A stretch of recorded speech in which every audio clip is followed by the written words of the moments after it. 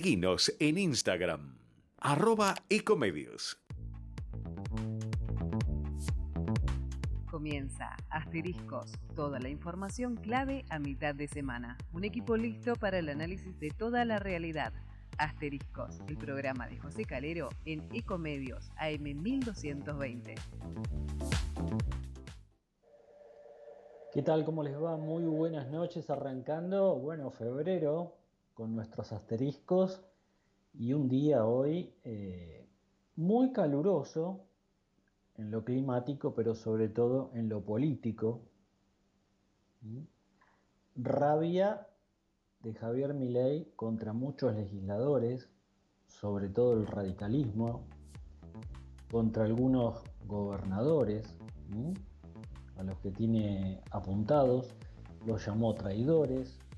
¿Todo por qué? Porque se cayó la ley Ómnibus en el Congreso, mucha impericia por parte del oficialismo para tratar esta ley, para tratar de que avance. Primero dejó en el camino todo el capítulo fiscal, después empezó a bajar artículos y cuando se dio cuenta de que no le iban a aprobar nada porque los acuerdos no llegaban a buen puerto, decide el oficialismo retirar esta iniciativa. Muy mal paso, era la primera oportunidad que tenía la Libertad Avanza, que tenía Javier Milei, de lograr un avance legislativo. Las empresas están muy atentas a esto, porque no es lo mismo tener una norma por decreto que aprobada por el Congreso de la Nación. Cualquier reforma tiene muchísimo más peso y sobre todo legalidad si es votada por el Congreso en sus dos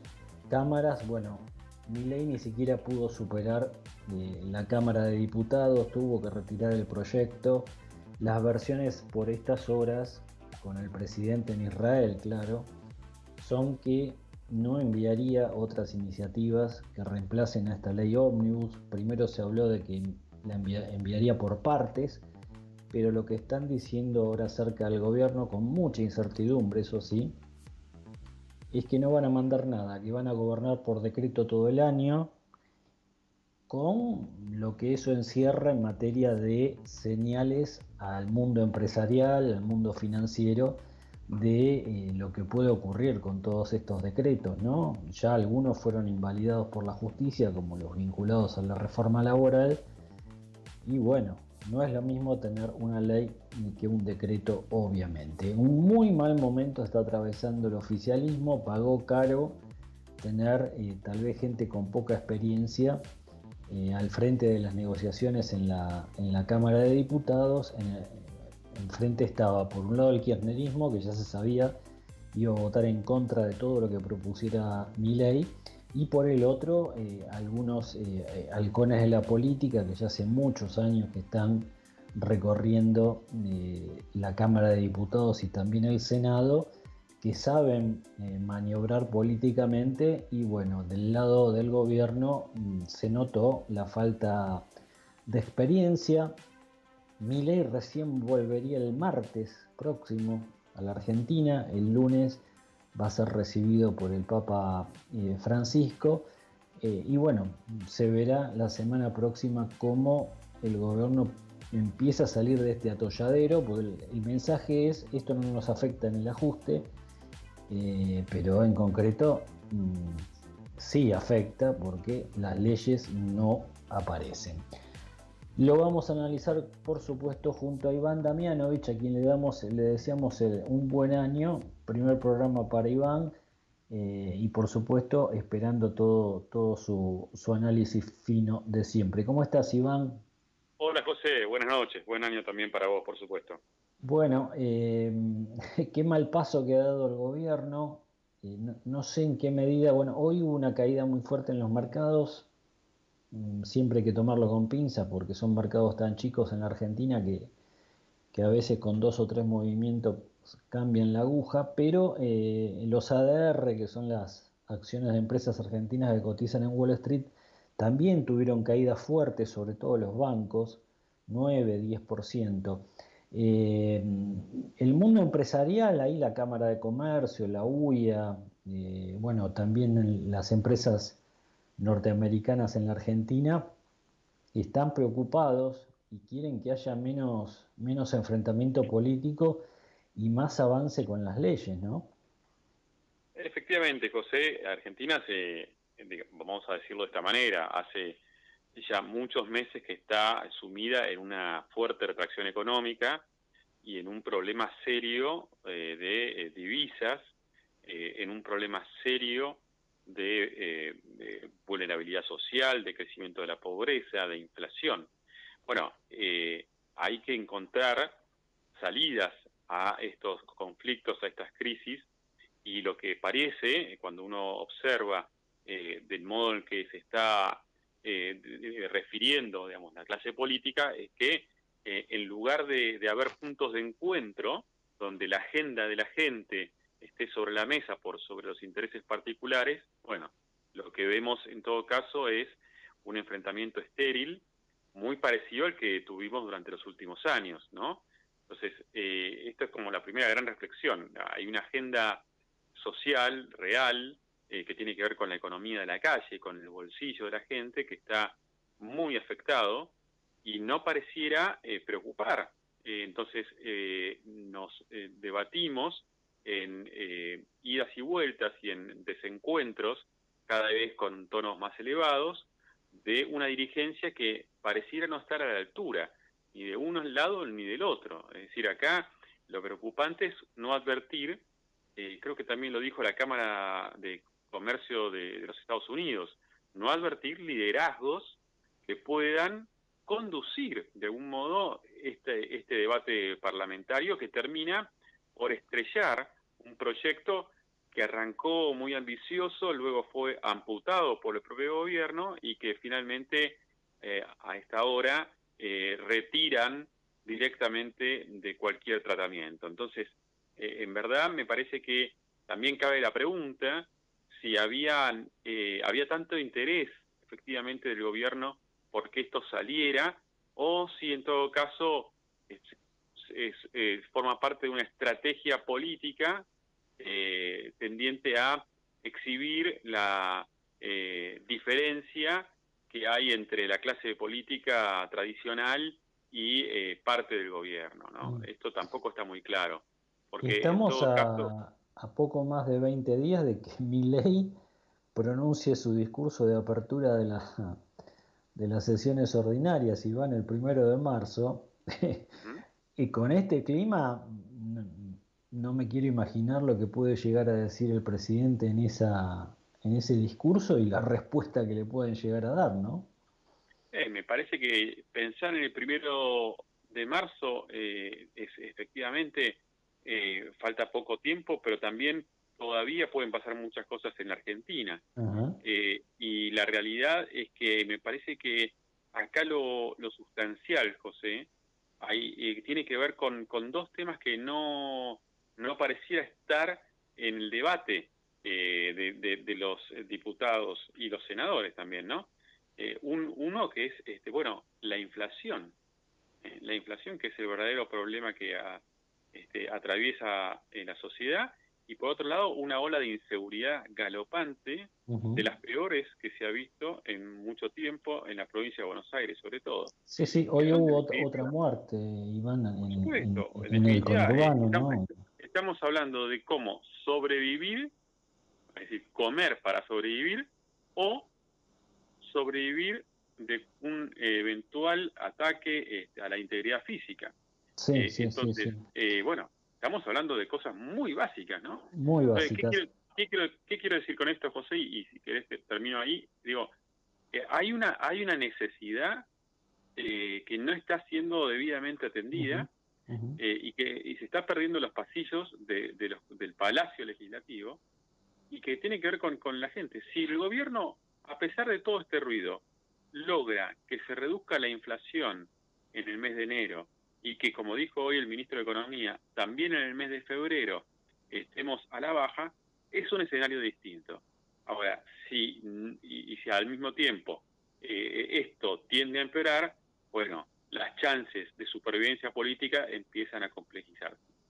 Vamos a preguntarle al analista político Federico González, que lo tenemos en línea, cómo está viendo esto. Federico, José Calero e Iván Damianovich te saludan. ¿Cómo estás? Hola, buenas noches. ¿Qué tal? Gracias por el llamado. No, gracias Tengo por mucho atendernos. retorno, ¿eh? Bueno, ahora lo tratamos de mejorar y nos vas diciendo. Federico, Bueno, ¿cómo estás viendo esta crisis política? bueno, con mucha incertidumbre, pero más allá de que veo incertidumbre en el país, Hola, yo creo que me refiero a una hola, hola. incertidumbre epistemológica. Te escuchamos, No lo Iván, ¿eh? entiendo. ¿Me No, escuchan? evidentemente me parece que la comunicación con Federico, Hola, sí, ahí está. hola, hola. ¿Me ¿Lo escuchás a escuchan? Federico, Iván? Sí, A ver, sigo. a ver si retomamos ahí. Federico, ¿te Sí, yo igual escuchamos? sigo teniendo el retorno. Bueno, sí, adelante, Federico, te estamos escuchando, ¿eh? Bueno, sigo teniendo el retorno, pero bueno, no importa. Lo que decía es que lo veo con incertidumbre, pero además es una incertidumbre tanto respecto al país como una incertidumbre personal de mi Ajá. parte, en el sentido de que no comprendo, es un gobierno al que no lo termino de comprender. O bueno, uno a veces dice no comprendo lo que no comparte. A mí me parece que, y no es una cuestión ideológica esto, no es que tengo la camiseta del populismo, del estatismo, y entonces por eso no lo comprendo. No, lo que no comprendo es respecto de la de lo que se plantea el gobierno como fin. No entiendo por qué actúa con tanta impericia, con tantos errores, con tanta negación del otro. El otro existe y hay que considerarlo porque es un eslabón fundamental para avanzar en los propósitos de uno. Concretamente, el presidente elevó un paquete de ley al Congreso, que es una institución que le guste, no le guste, piense A, B o C. Bueno, es una institución que forma parte de la República y tiene que actuar. Y yo creo que hizo todo para que eh, el resultado sea incierto o no hizo lo suficiente. Y y concluyo con esto, me parece que el hecho de decir que, porque el otro tal cosa, que me quieren voltear, que son coimeros, que le ponen palos en la rueda, que son idiotas útiles. Bueno, supongamos que hay algo de cierto.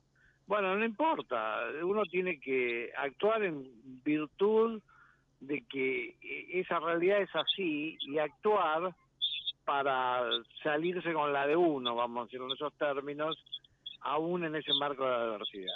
Y yo creo que primero no es como el presidente dice, porque me parece que si no, no hubiese salido la votación en general. O sea que yo creo que eran más los que quieren ayudar que los que quieren oponerse. Pero bueno, y si se hizo mal las cosas. Y se sigue Ahora, haciendo mal las cosas. Federico, Iván Damianovich, ¿cómo le va? Buenas tardes, buenas Hola, noches. Iván. Ahora, ¿qué podemos esperar después de este escrache público prácticamente? Porque hay que decirlo que es de esta manera, ¿no? Cuando el gobierno exhibe una lista de diputados que votan en contra del pueblo, ¿no? Así lo manifiestan desde las más altas esferas del poder, desde la oficina de prensa del presidente de la Nación. ¿Cómo se sigue la relación? Digamos, en todo caso, este será el primero de una serie de proyectos de leyes que tendrán que venir. Recién lo decíamos, el 1 de marzo se inauguran las sesiones ordinarias. Digamos, hay una convivencia democrática. ¿Cómo se encauzará la relación política después de esto? Y bueno, no sé, forma parte de esa incertidumbre. Yo creo que dos consideraciones. Bueno, una respecto del ADN que hasta ahora evidenció, vamos a hablar sin eufemismo, que evidenció Javier Milei, porque uno dice el gobierno, pero acá no es que hay un partido político y hay figuras que también cuentan, no, acá el gobierno es Milei. Es decir, no es Milei el emergente de un partido político que tiene, no, es Milei. Entonces, yo creo que, y esto es una reflexión por ahí escéptica sobre la vida de las personas, y hablando del tema del cambio, del mentado cambio, yo creo que lo más difícil es que las personas cambien. En general no suele ocurrir. Y entonces acá uno tendría que decir, bueno, ¿cambiará mi ley? Y yo creo que no va a cambiar, porque me parece que ya lo evidenció con su reacción de doblar la apuesta. Entonces, esa para mí es negativa, porque es como, ¿cuánto puede aguantar esta tensión? No va por buen camino, y no es bueno una tensión, porque la tensión es como la tensión de Alberto con Cristina. Nunca se resolvió, pero llevó a una parálisis de ese gobierno. Y acá el riesgo es una parálisis de las decisiones, una parálisis de la gobernabilidad, que quede en un limbo de acusaciones mutuas, porque cuando a uno le dicen que es el enemigo de la patria, bueno, se lo dice una vez, dos veces, tres veces, cuando te dijo la tercera vez, ya adoptás una posición hostil. Ahora, una de cal y una de arena. La que puede ser positiva es que, y bueno, que Milei se llame a cierto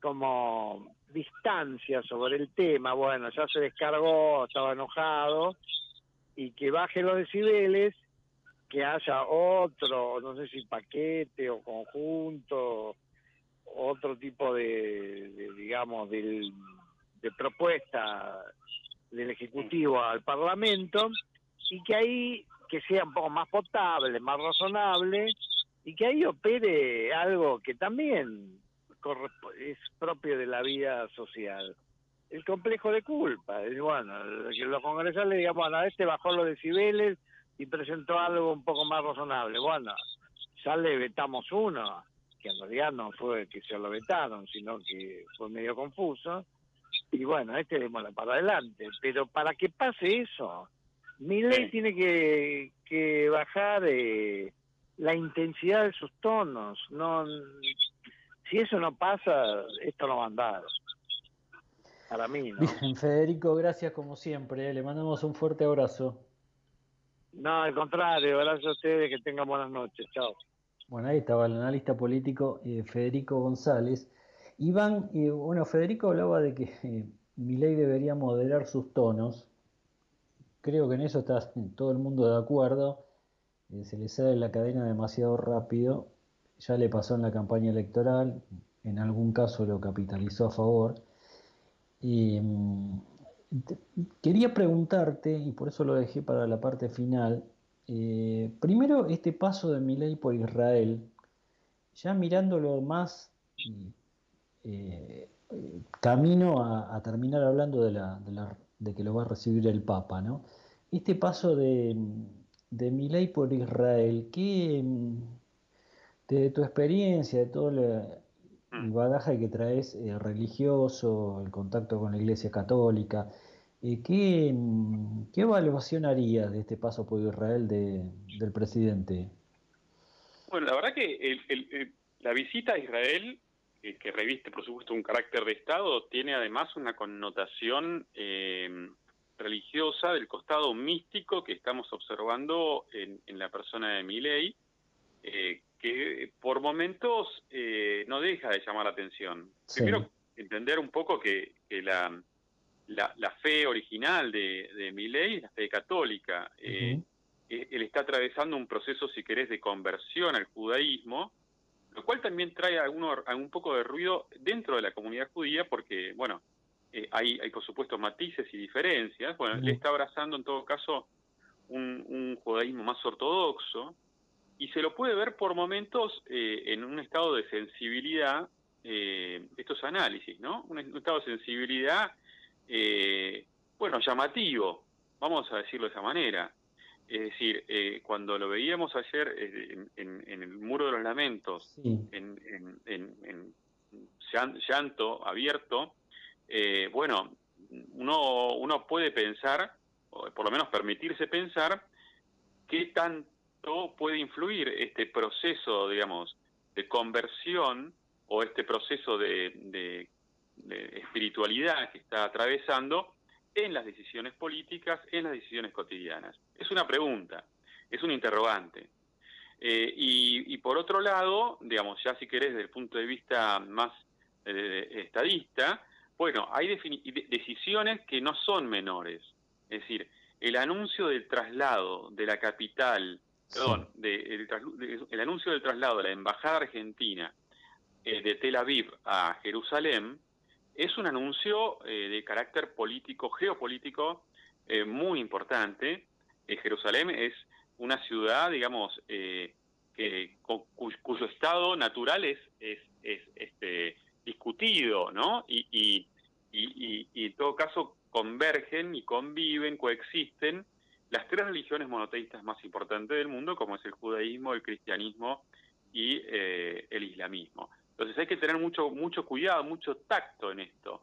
Ni hablar, José, si hacemos referencia a las expresiones que tuvo Milei para con el grupo Hamas, considerado para parte de Occidente como terrorista. Bueno, él hoy comparó a Hamas con el nazismo, y estas declaraciones que uno puede compartir o no, tienen un peso, y la Argentina ha tenido experiencia en el pasado de cómo puede repercutir un conflicto muy lejano, pero en tierras como las nuestras, luego de la incursión de Carlos Menem en el conflicto del Golfo Pérsico. Digo esto para tomarlo también con mucho cuidado. Y finalmente, la visita al Papa es una visita importante también, después de los conocidos desencuentros, más de Milei hacia el Papa que el Papa hacia Milei. Al contrario, el Papa tenía una mirada condescendiente, complaciente si querés, pero bueno, es una ceremonia religiosa que va a tener lugar el domingo, que es la santificación, la canonización de la primera santa argentina, una laica, Mamantula. Bueno, y hay una mezcla, porque ahí van empresarios también acompañando la comitiva oficial, con lo cual eso trajo un poco de ruido en el Vaticano, porque, bueno, no es natural que en una ceremonia religiosa como la que va a tener lugar este fin de semana, bueno, la comitiva esté integrada casi en su totalidad por hombres de negocios. La verdad es que... ¿Tenemos algunos nombres? Bueno, ahí va a estar, entre otros, Alejandro Elstein, el hijo de Eduardo Elstein.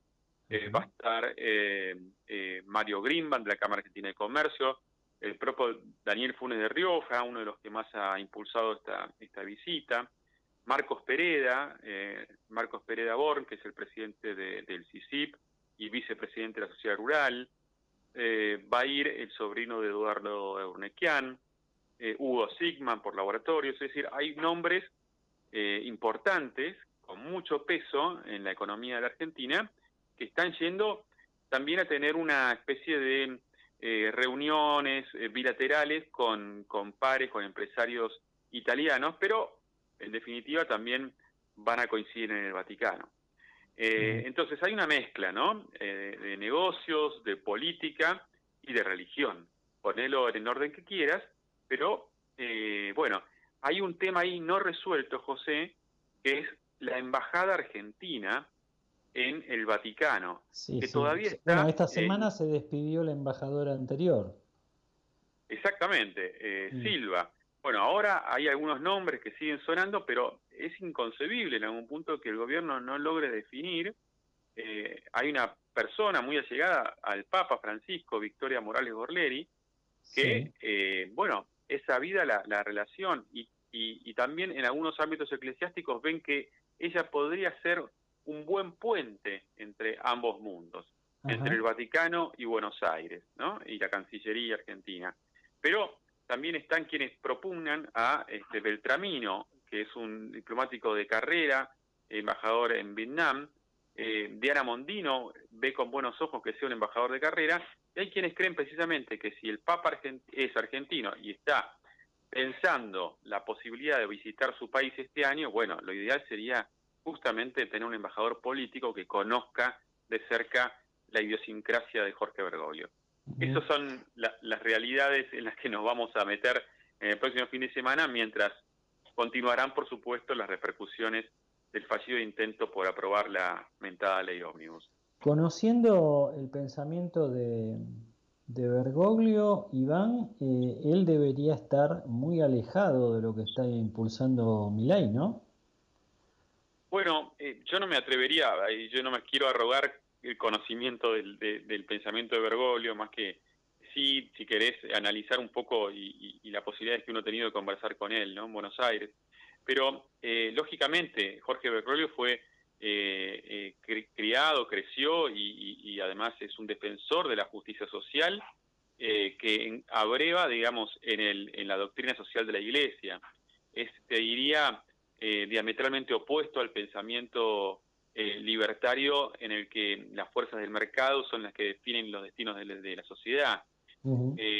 Pero también hay una cosa real, y ahí engancho con lo primero que estábamos hablando, esta búsqueda religiosa, personal, que podemos observar en Milei, aunque sea en el judaísmo, digamos, es en general bien vista por Bergoglio, que entiende como decía Juan Pablo II, ¿no? Los hermanos mayores en la fe. Es decir, Bergoglio tiene una especial predilección por aquellas personas de fe que además se sienten reflejadas o identificadas con alguna de las grandes religiones, ¿no? Que fue en todo caso, si querés, uno de los temas que más nos distanciaba de Macri.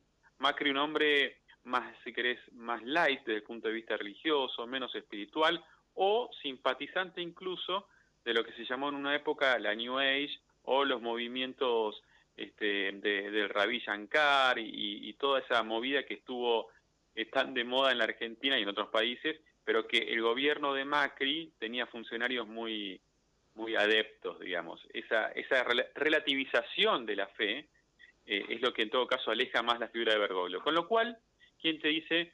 Finalmente logran algún punto de encuentro entre Francisco y Javier Milei. Y van a ser interesantes las señales que emita el Papa en ese encuentro con Milei. Un Milei que da la impresión, Iván, que va dispuesto a un acercamiento con el Papa. Me parece del mismo tenor que el que mostró o el que está mostrando ahora en Israel, ¿no? Donde, mucha sonrisa, mucha amabilidad, digamos, una identificación muy fuerte. Sí. Que ya estaba prevista, y me parece que puede pasar lo mismo con el Papa, ¿no? Bueno, hay que recordar que Milei fue sumamente violento y sumamente agresivo al referirse al Papa en plena campaña, o si querés antes de la campaña, pero después lo reafirmó, después pidió perdón, y Francisco, a horas después de haber triunfado Javier Milei en la presidencia, tomó la iniciativa, lo llamó y dialogaron por cerca de 7 minutos, y eso le causó una impresión muy fuerte al presidente. Y Francisco, incluso en recientes declaraciones a la prensa, dijo, bueno, hay cosas que se dicen en campaña que forman parte de la lógica de una campaña electoral. Casi te diría una indulgencia. En definitiva, lo mejor que le puede pasar, me parece, a los argentinos es que el presidente tenga una buena relación con Francisco, que tenga una buena relación con líderes religiosos y políticos de todo el mundo, y que tenga una buena relación también con la clase política, que en definitiva, argentina, ¿no? Que en definitiva es las aguas en las que debe nadar, en la realidad que toca, y que entre todos debemos ayudar para que la nave que conduce al pueblo, en todo caso, llegue a buen puerto, ¿no? Bueno, fueron 2 meses intensos, ni siquiera se cumplieron 2 meses, faltan 3 días para el 10 de febrero, y bueno, han pasado muchísimas cosas en la Argentina, la Y las que van a mayoría, pasar. sí, y la mayoría de alta tensión, ¿no? Iván, empezamos otro año, Señor, ya llevamos 16, es y un nos tiempo. reencontramos, sí, es un tiempo. Estamos en plena adolescencia. Estamos en plena adolescencia. Así que bueno, una alegría, y nos Igualmente. reencontramos la semana próxima. Con mucho gusto, José. Un fuerte abrazo.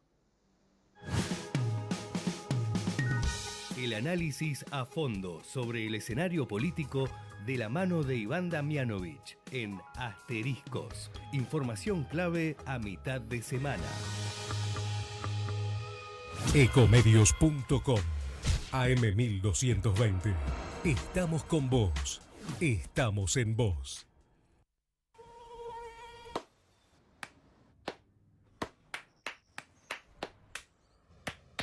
No aplaudamos al mosquito, combatámoslo en serio.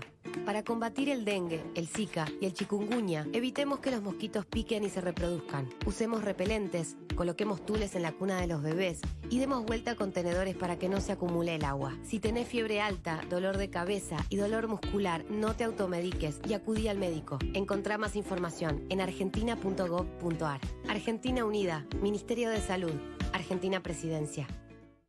Informate en ecomedios.com. Seguinos en TikTok, @ecomedios1220. Acompañan a José Calero en Asteriscos. Vacía y cepillá los recipientes que acumulen agua. Tira agua hirviendo en desagües y rejillas y coloca mosquiteros. Juntos podemos prevenir el dengue. Más información en buenosaires.gov.ar/dengue. Buenos Aires Ciudad. Grupo BGH, 110 años de historia en la innovación, el desarrollo y la comercialización de productos y servicios tecnológicos de vanguardia. Grupo BGH, 110 años construyendo futuro. Seguinos en nuestras redes sociales, Asteriscos TV, en Facebook, X, en Instagram y nuestro canal de YouTube. Te esperamos. Y ahora, el mundo que viene en Asteriscos, con toda la información sobre las tecnologías de vanguardia con Rodrigo Barber. Llegan de la mano de Rodrigo Barber. ¿Cómo estás, Rodri? ¿Qué tal? Muy buenas noches, José. Bueno, está haciendo bastante ruido Apple, para variar, la manzanita, con un nuevo invento que habrá que ver cuán de nuevo tiene, que es esto de Apple Vision. Sí, efectivamente. Como suele suceder cada vez que Apple saca alguno de estos productos, ya aparecieron los fanboys de Apple, esas personas que son los que hacen esas filas larguísimas adelante de cada una de las tiendas, que quieren ser los primeros en adquirir los productos. Y aparecieron en los medios distintos videos de personas que están manejando un vehículo Tesla con unas Apple Vision haciendo movimientos raros con las manos, sin prestar atención al tránsito. Otras personas cruzando el medio de una avenida con los anteojos puestos. Y están haciendo una cantidad de ruido mediático que pareciera estar también un poquito empujado por Apple, como para que la gente comience a hablar de estas gafas de realidad virtual / realidad aumentada, que parecen ser una super novedad, pero que no son tan novedosas. Sí, los ve en las fotos, son, sí, gafas. Por ahí hace algunos años eran gafas donde se acomodaba como se podía el celular. Esto ya no es así. Exactamente. Bueno, eso es interesante lo que me comentás. Las primeras versiones de estos dispositivos tenían esa característica. Incluso había versiones muy básicas que se hacían con cartón doblado, y que lo que hacían era poner el celular y con alguna aplicación específica de ese celular se configuraba para que cada uno de los ojos estuviese viendo la imagen que tenían que ver. En verdad, la evolución de estos dispositivos tiene muchos años. Y justamente lo primero que dejaron de ser es dependientes de un celular. Comenzaron a integrar dentro de estas gafas las propias pantallas del dispositivo, memoria, procesadores, y para pensar que esto no es algo tan novedoso, tenemos que remontarnos al 2012, que es cuando la empresa, no pionera, porque en verdad hace mucho tiempo ya existía la voluntad de intentar hacer este tipo de dispositivos, pero por ahí pionera en el sentido de que fue la más exitosa. En 2012 ya estaba Oculus VR, que fue muy famosa porque presentó el famoso Oculus Rift, que fue un dispositivo que tuvo muchísima presencia, que justamente hacía esto mismo. Y esta empresa la compra después Facebook con su empresa Meta, justamente cuando empieza a vislumbrar que el futuro, según Facebook, era la realidad virtual. Estas gafas de Oculus hacen básicamente lo mismo que hacen las Apple Vision Pro. Permiten tener realidad virtual, permiten tener realidad aumentada, pero como tienen mucho más tiempo en el mercado, de alguna forma fueron encontrando su nicho y ellos saben claramente que el nicho real de este tipo de gafas está en el mundo de la realidad virtual y de los gamers, o sea, de los juegos, de poder hacer videoconferencias, de poder hacer ese tipo de cuestiones.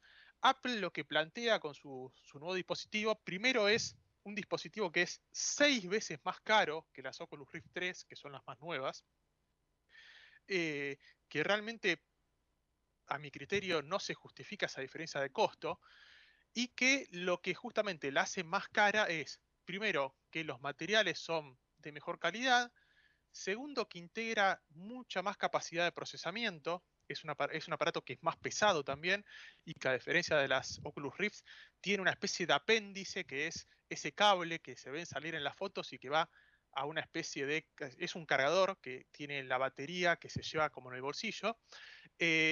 Entonces es un producto que creo que le falta evolucionar, porque el hecho de que tengas que andar cargando con la batería en el bolsillo es algo que no tiene futuro, no tiene sentido tampoco, y que ahora va a llamar mucho la atención. Y hay una sensación que tengo yo, que los más beneficiados van a ser los de Meta, con toda la publicidad que está teniendo las Vision Pro. Claro, porque son un costo, y las de Apple están saliendo al mercado alrededor de 3 millones de pesos. No, las de Apple están saliendo $3.500, que en 3.500 Argentina dólares. hay que ver cómo se traduce en Argentina. Las que Ah. se consiguen en Argentina son las MetaQuest, que cuestan $500 en Estados Unidos, y que acá en Argentina se empiezan a conseguir a partir de 1.200.000 a 2 millones.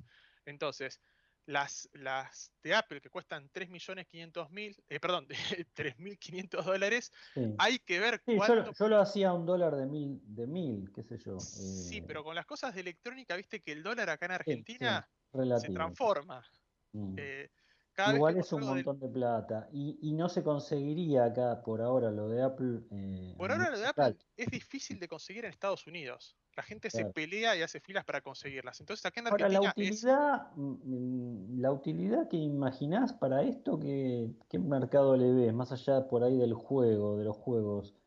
Mirá, Eh, justamente lo que tiene Oculus, o sea, la empresa que después compró Facebook, es que ellos se dieron cuenta por dónde iba realmente la cosa que tiene que ver con los juegos. Ahora, Apple lo que pretende hacer es mostrarlo como para llevarlo a la productividad, al trabajo, a Ajá. tener múltiples pantallas en la casa, a tener pantallas gigantes para, por ejemplo, ver películas desde esas gafas.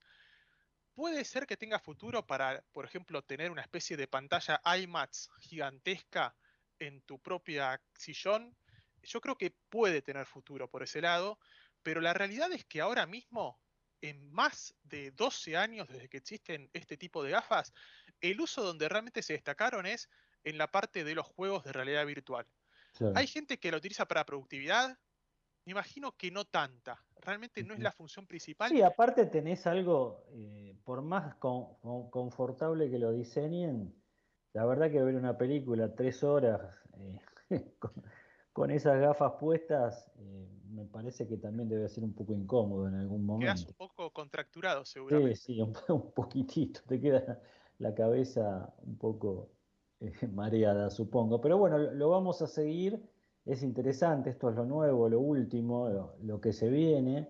Seguramente acá en la Argentina encontrará algún mercado, aparte el argentino es muy viajero, le gusta ir bueno, los que todavía pueden, les gustan ir a Miami, también a Europa. Y bueno, calculo que en Miami esto se debe conseguir a un valor por ahí más accesible. Así que, bueno, la seguimos la semana próxima. Rodri, gracias. Muchísimas gracias, hasta la semana que viene.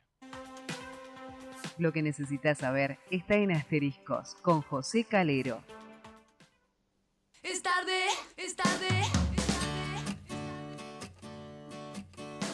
Es tarde y me ciega el sol. Bien, seguimos analizando el escenario económico. Ya lo tenemos en línea Agustín Echevarne, economista de la Fundación Libertad y Progreso. Agustín, José Calero te saluda, ¿cómo estás? José, buenas noches, un placer charlar contigo. Bueno, gracias por atendernos. Sabemos que está bastante ocupado. Agustín, ¿cómo visualizas? Hoy hubo una reacción, no sé si será a mediano plazo, pero por lo menos hoy no hubo una buena reacción en los mercados de este traspié muy duro que tuvo el gobierno en el Congreso. Enseguida el ministro de Economía salió a decir que bueno, esto no afectaba en nada al recorte fiscal. ¿Cuál es tu mirada en este momento? Sí, los mercados reaccionaron bastante bien. Yo la verdad es que ayer cuando tuvimos la noticia, de hecho puse un tuit diciendo van a caer los mercados porque la noticia es negativa.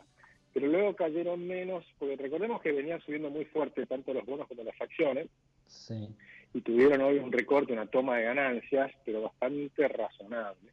Ahora, el golpe es un golpe duro, porque, digamos, uno esperaba que el proceso, más allá de la licuación que ya había tenido la ley, que ya no eran los 600 artículos, serían 300, pero la verdad es que hubiera sido un avance muy importante para la Argentina, porque es un avance en cantidad de libertad. Nosotros estábamos estimando el ascenso en las libertades económicas en Argentina, que eso es lo que te define que la Argentina crezca a largo plazo. Pero también es cierto que no te afecta, realmente, como ya habían sacado toda la parte fiscal, no te afecta el equilibrio macroeconómico de corto plazo. Entonces, lo que decía esta mañana Caputo tiene razón, en el sentido que enero fue un mes donde demostró el gobierno que en apenas 40 días logró bajar el déficit fiscal de 6 puntos del PBI a 0. Es decir, lo que no hizo Macri en su momento, que 2 años más tarde seguía teniendo 6% de déficit fiscal que había heredado de Cristina Kirchner. Bueno, Javier Milei está haciendo un plan muy duro, que todo el mundo sabe que es muy duro porque lo estamos sufriendo todos, por supuesto lo sufren mucho más los que no tienen mucho resto, pero bajó a 0 el déficit fiscal. Entonces imagínate si las últimas décadas los gobiernos hubieran tenido 0 de déficit fiscal, la deuda argentina sería 0. El Banco Central sería el más fuerte del mundo y la inflación sería 0. Así que el programa de Javier Milei continúa muy claro y el presidente lo dice, nosotros seguimos con este programa. Ahora lo que va a ocurrir es que las provincias tienen ahora el problema.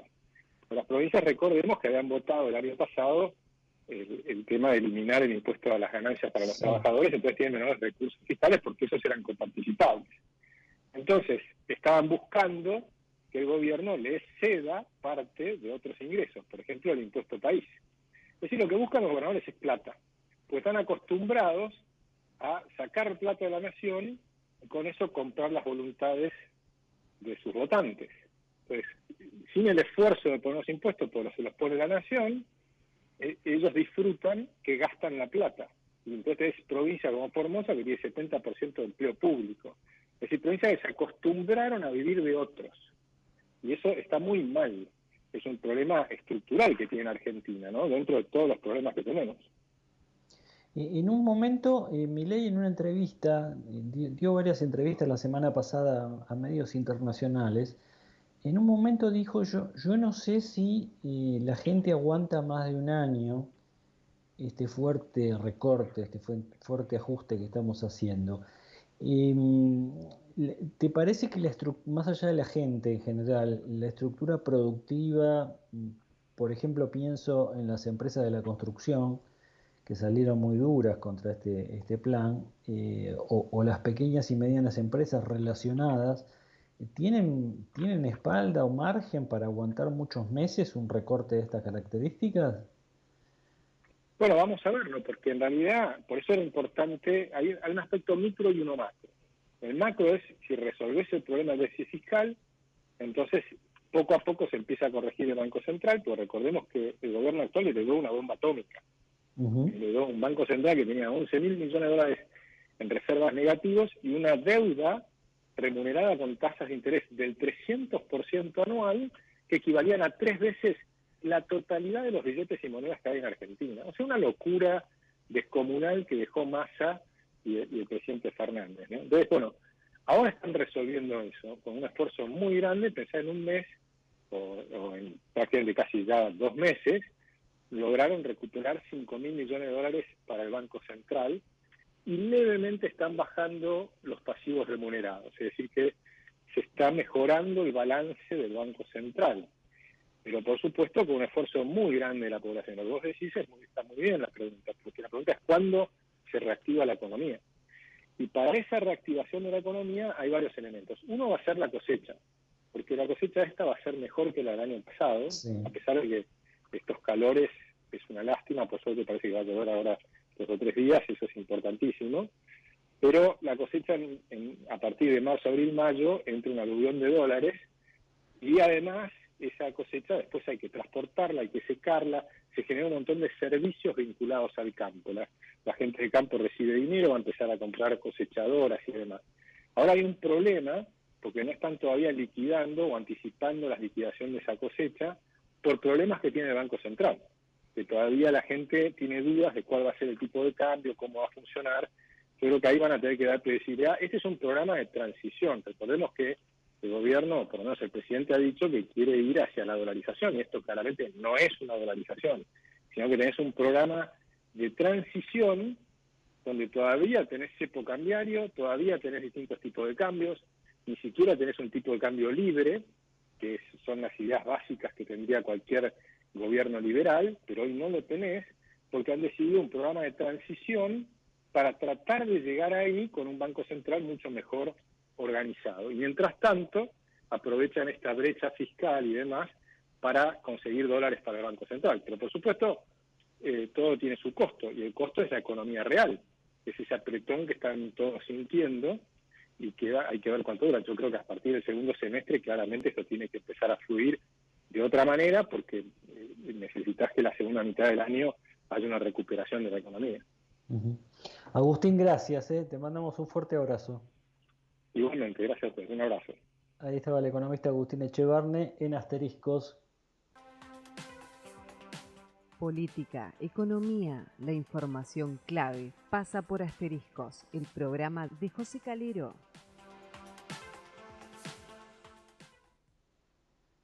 Bien, bueno, seguimos analizando el escenario económico. Hoy hubo una discusión interesante entre distintos economistas que giraba un poco en torno de determinar en qué momento estamos, ¿no? Porque ya mucha gente dice esto es una recesión, se empieza a sentir en los bolsillos obviamente, todo aumentó, el poder adquisitivo se fue a pique y queríamos conversar un poco de este tema con Sebastián Menescaldi, director de la consultora EcoGo. Sebastián, José Calero te saluda, ¿cómo estás? Buenas noches, José, todo bien por suerte. ¿Y estamos en recesión o todavía no? Mira, justamente hoy estuve procesando números, me dediqué un rato a hacer eso y Bien. también hablamos con los clientes. Te digo que sí, estamos claramente en una recesión que se agudizó en el mes de diciembre y que en el mes de enero se había profundizado mucho más. Hoy justo armando números, bueno, pude ver que si querés, el nivel de actividad en el mes de diciembre probablemente haya caído casi 4% respecto a los valores del año pasado y muy probablemente ese valor se haya profundizado la caída en el mes de enero. Digamos, yo hoy hablando con clientes te dicen, vos hablas con distintos segmentos y tenés caídas que van desde el 50% en venta de zapatos, 30% en la construcción, 12% en lo que es consumo masivo, 8% cosmética, cuando uno habla con una farmacéutica, te dicen 2% en los remedios medicados. Y yo te diría, además, o sea, eso es lo que ya están empezando a ver. Y lo otro que te diría es que todavía estamos medio en el ojo de la tormenta. ¿Viste? Las películas esas que ves que está pasando un tornado y vos estás en el medio y ves que está todo el tornado ahí. Pero todavía estamos medio en el ojo, todavía no nos estamos sintiendo. O sea, recién la empresa lo está empezando a sentir, pero todavía no pasó lo peor.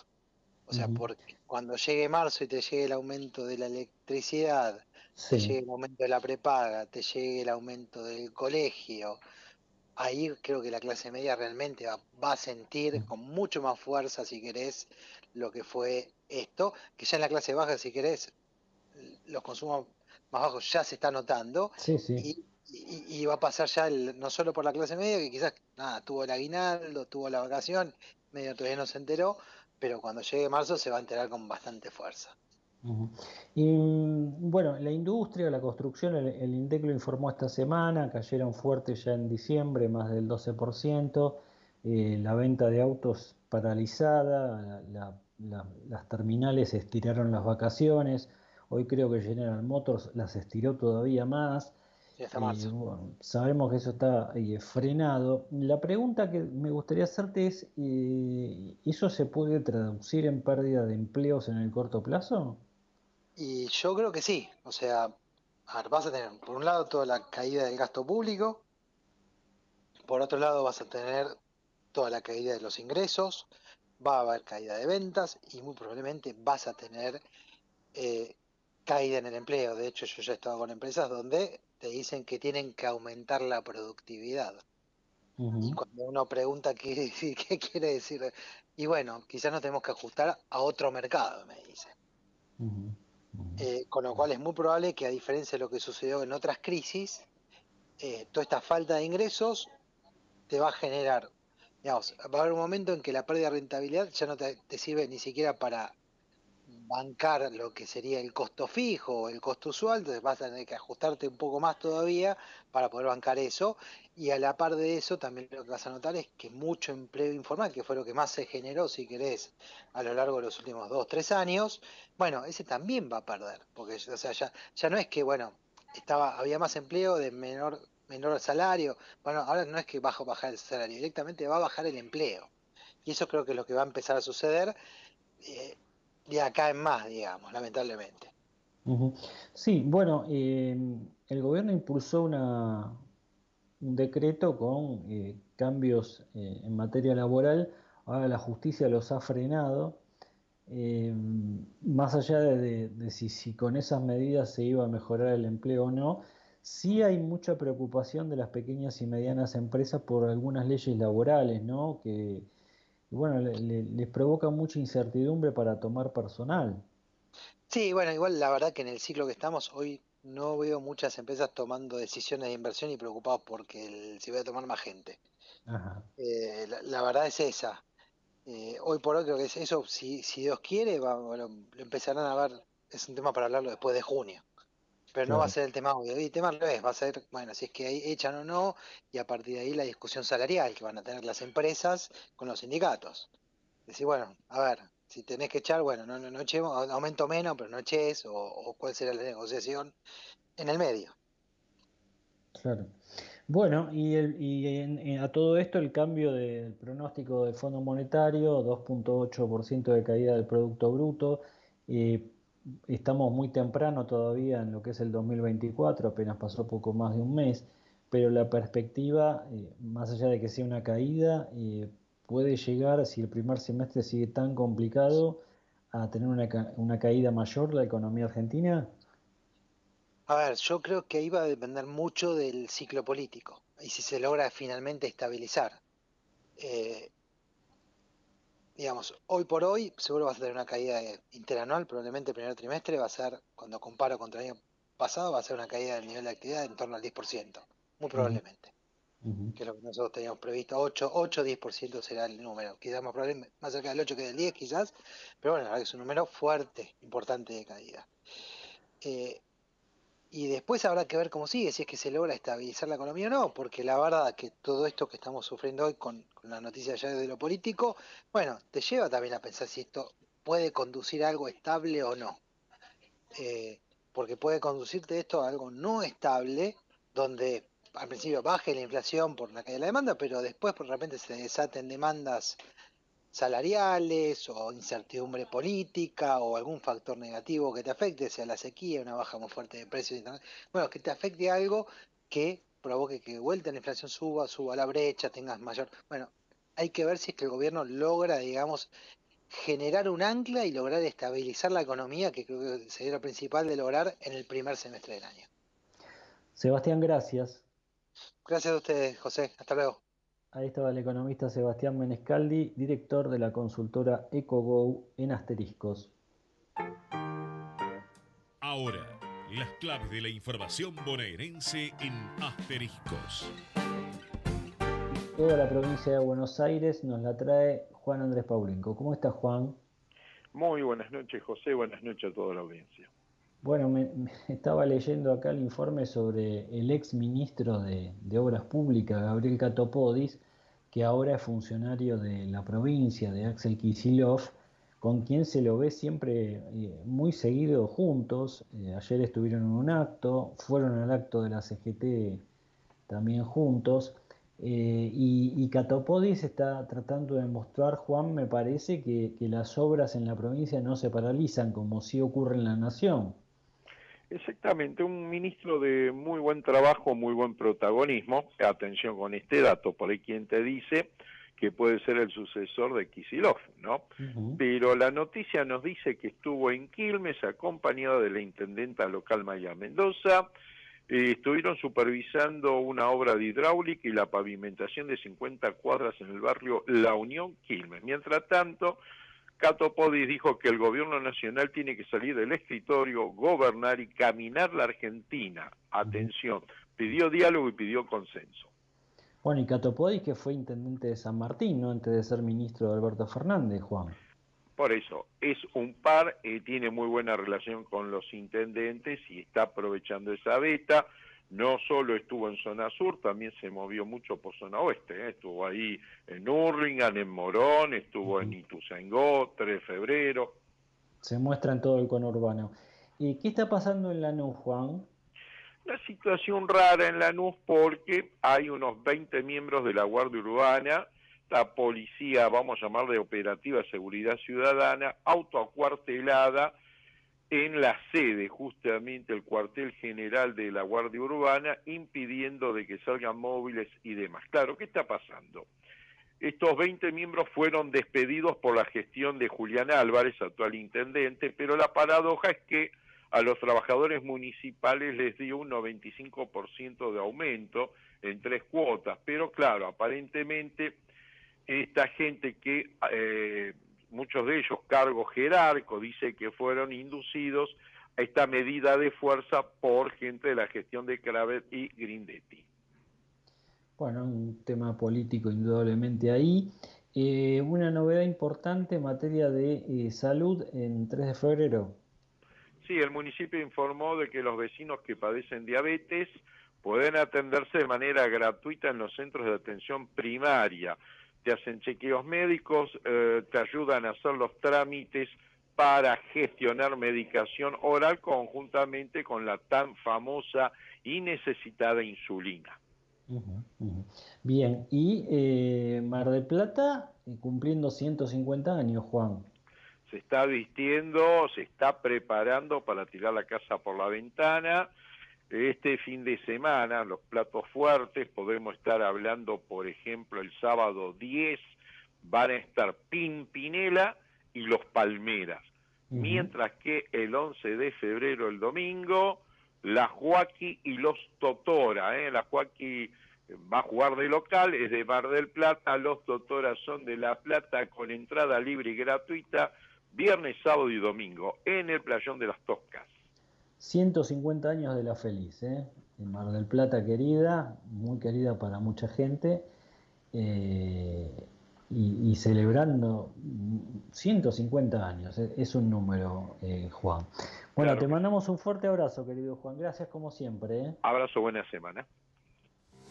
Las nuevas tendencias de la era digital te las contó Rodrigo Barber en Asteriscos, información clave para decidir. Bueno, digamos Rodrigo Barber era Juan Andrés Paulenco, salió mal. Bien, nos vamos. Que una cosita antes de despedirnos, la ministra de Capital Humano, Sandra Petovelo, que está en el centro de todas las miradas tuvo 4 cuadras de cola de gente que le pidió comida en estos días, está muy enfrentada con algunos sectores piqueteros. Bueno, firmó un acuerdo con Cáritas Argentina, con la Iglesia Católica, más de 310 millones de pesos, una cifra muy importante, para la compra de alimentos que va a administrar Cáritas en esta intención del gobierno de quitarle poder a las organizaciones piqueteras que, se sabe, algunas le cobraban un peaje, ¿no?, a la gente que recibe planes sociales. acuerdo del gobierno con la Iglesia Católica, muy importante, 310 millones de pesos para la compra de alimentos. Nos vamos, gracias por haber estado ahí del otro lado. Nos reencontramos como siempre el miércoles próximo desde las 21 con Asteriscos en Ecomedios 1220. Todo lo que necesitabas saber lo escuchaste en Asteriscos por Ecomedios AM 1220. Nos volveremos a encontrar el próximo miércoles desde las 21 horas.